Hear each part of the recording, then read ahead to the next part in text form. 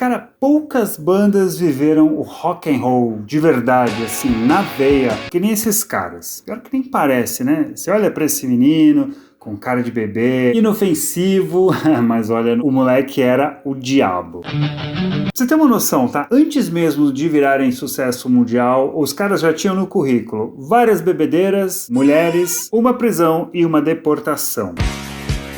E agora, graças a esse livro que voltou a ser impresso, eu vou contar tudo em detalhes. A gente vai saber tudo o que rolou nos bastidores muito doidos e como esses moleques brigões, rudes e loucos por futebol saíram do lugar menos provável para conquistar o mundo. E essas são as aventuras do Oasis.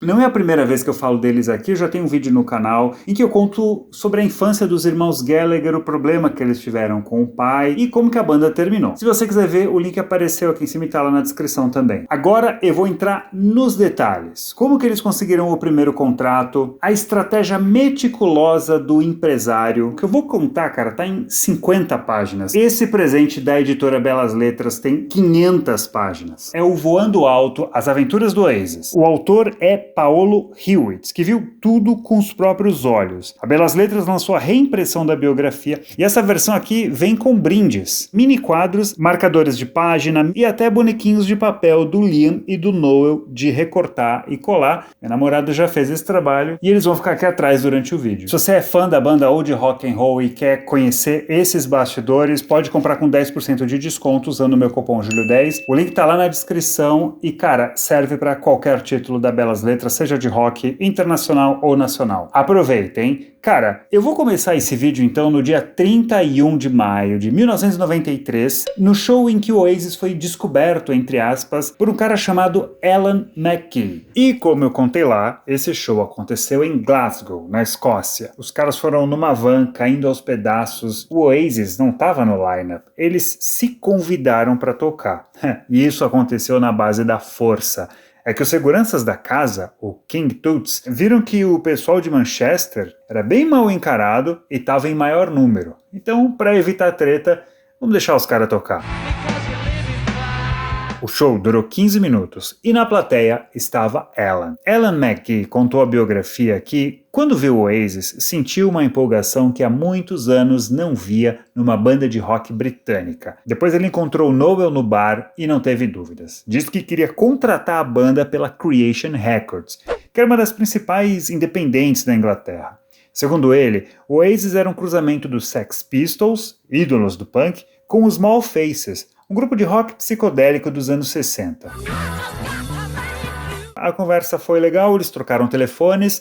McGee ficou tão chapado que ele chegou no quarto do hotel trêbado e ligou de madrugada para alguns colegas só para dizer que tinha achado a banda da década. E o pior é que ele estava certo. Dias depois aconteceu a primeira reunião entre a banda e os caras da Creation. O pessoal do selo ainda foi gente fina. Eles disseram para a banda primeiro conseguir um empresário para orientar os caras antes de assinar o contrato. E o pior é que eles nem tiveram que procurar. O cara foi até eles.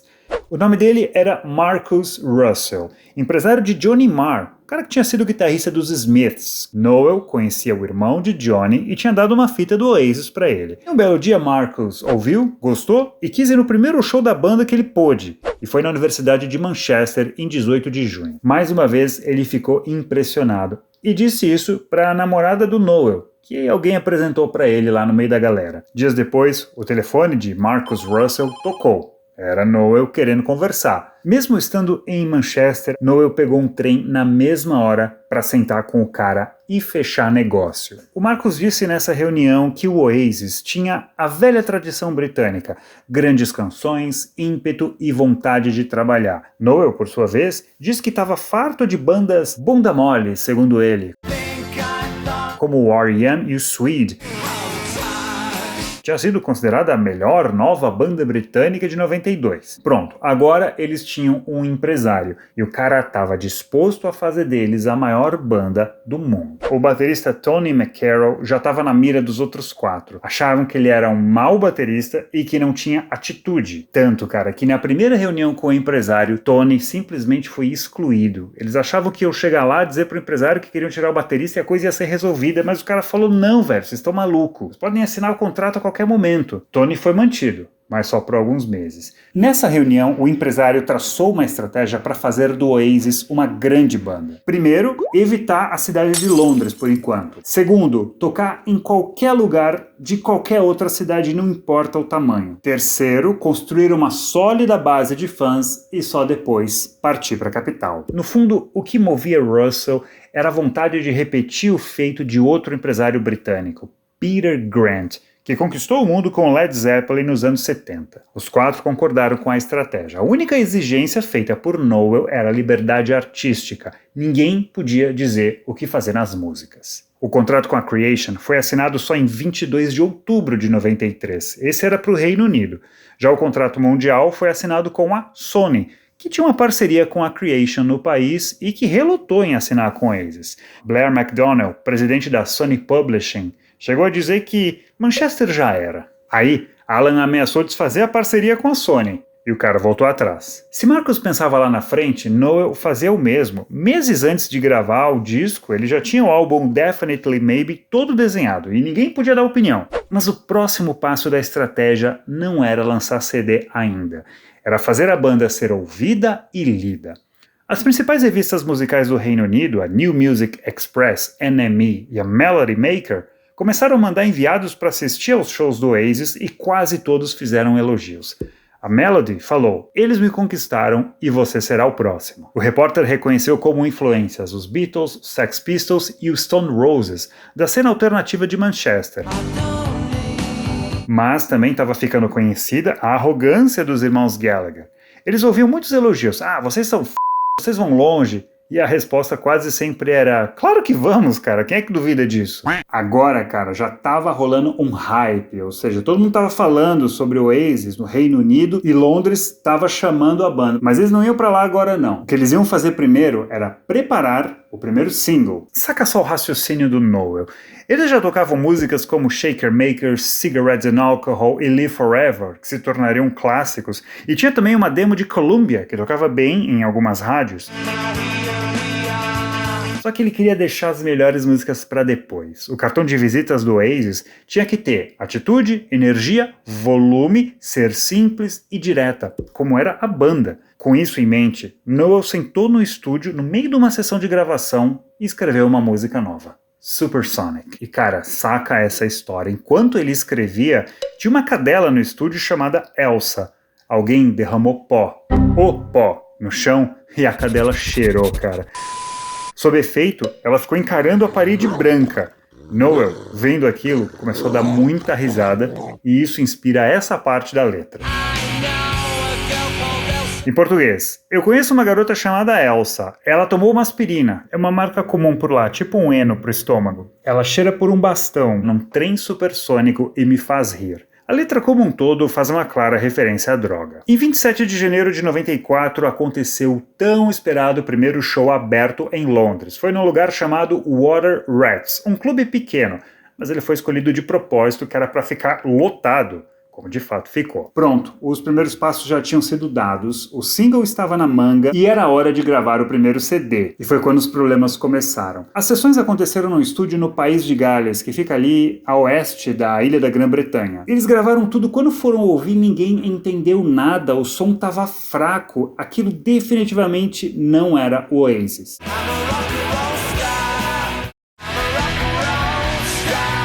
O produtor inicial foi David Batchelor, escolhido por Noel por ser um velho conhecido dele. Só que David escolheu gravar separadamente os instrumentos, o que muitos acreditam que reduziu o peso do disco. As coisas só se animavam de verdade quando a banda fazia festa. Isso significava ou bebedeiras pesadas nos pubs das redondezas ou bagunças turbulentas no estúdio.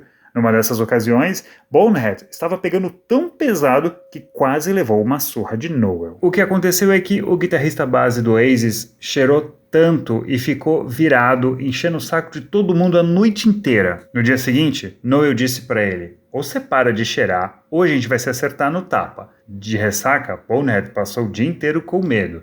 E foi assim que eles gravaram a única faixa aproveitada dessa sessão, Slide Away.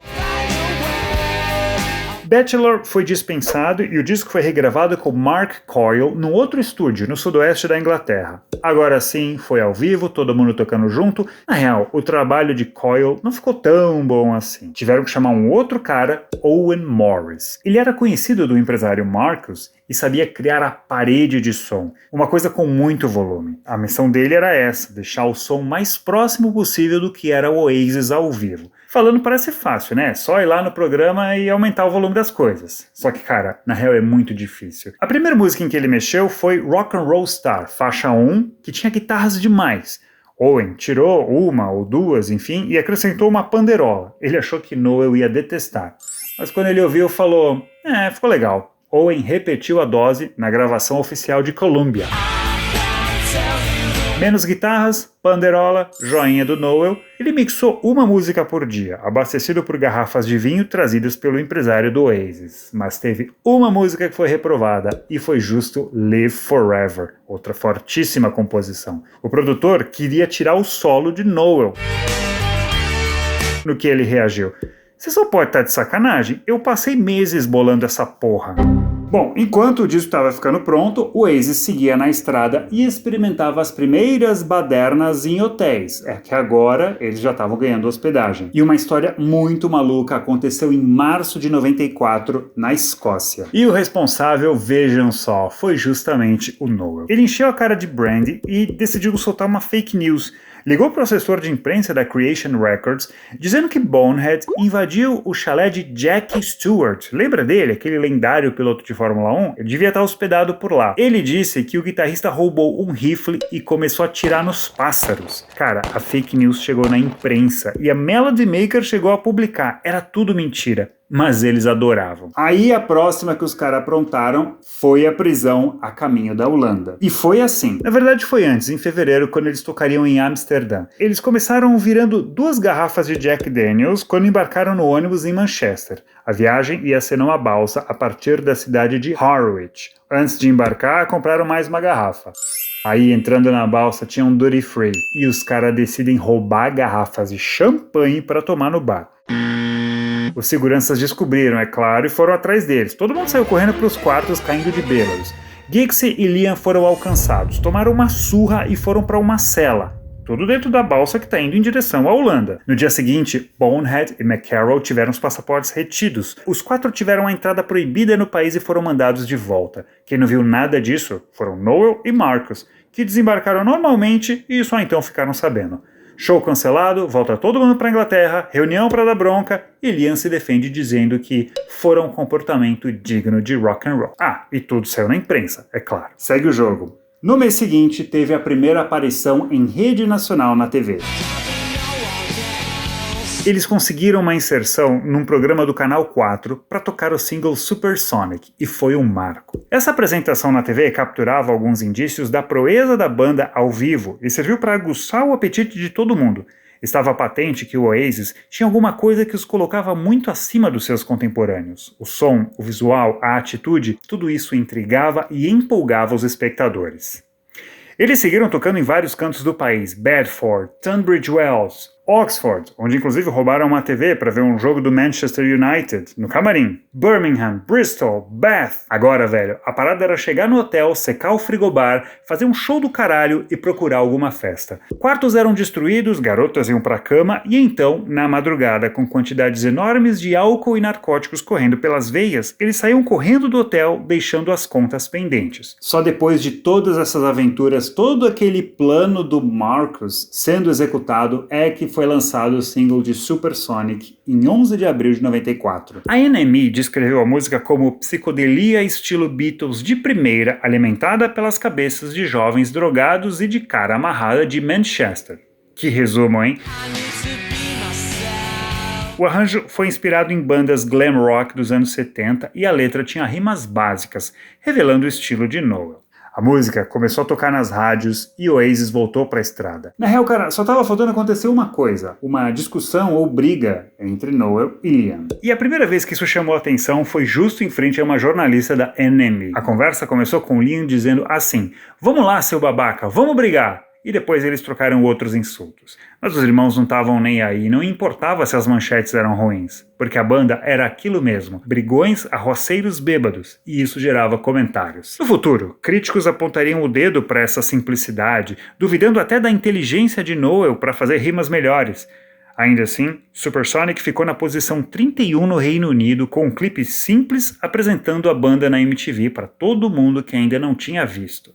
Parecia pouco, mas era só o começo de um voo que iria bem alto. E depois disso, o que é que vem? Outro capítulo. Quem sabe um dia eu conto aqui no canal. Se você não quiser esperar, já sabe, né? Não perde a oportunidade e compra Voando Alto, As Aventuras do Oasis. Era isso e até a próxima.